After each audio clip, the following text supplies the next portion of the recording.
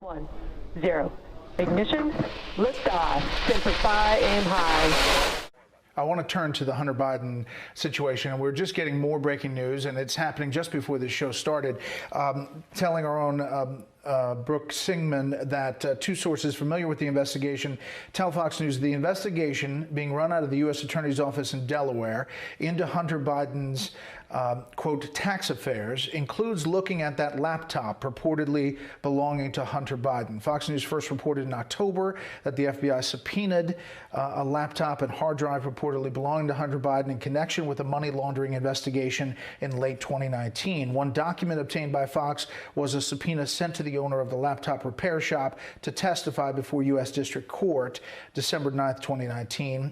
Goes on to say, we first reported that the FBI was in possession of that laptop. So we're not only seeing here, Jason, tax investigation, a grand jury tied to a target subject of Hunter Biden, but also now that the laptop is part of this, and that it was now overt, not just a covert part of the FBI investigation. Right, and of course, there were a lot of news organizations that didn't want to look at any of this prior to the election.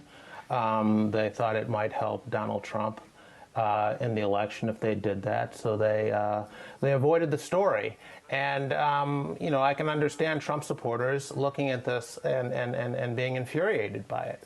Perhaps there's something there with regard to Hunter's business dealings in the Ukraine or in China. We don't know yet, but we do know that there's a very clear double standard here when it comes to looking at these matters, depending on which party you're a member of, when it comes to the press's attention. So we don't know if it would have affected the election, but I can understand why a lot of Trump supporters right now are furious that this is only being looked into at this point. You know, Jonathan, quickly, we saw in the Durham case that the Attorney General putting a special prosecutor label to protect perhaps what's going to continue in that investigation. This one, potentially he could do the same thing as you're getting ready for January 20th.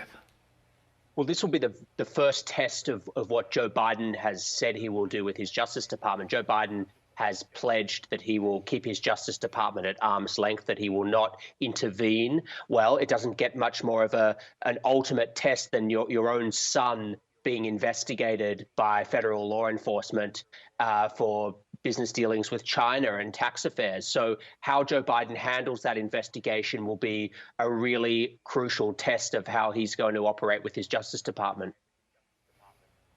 Okay, all of this is breaking just before the show. We're digesting it all. We'll bring it to you as we get more details. Panel, we'll see you a little bit later in the show. The very word secrecy is repugnant in a free and open society. And we are, as a people, inherently and historically opposed to secret societies, to secret oaths, and to secret proceedings.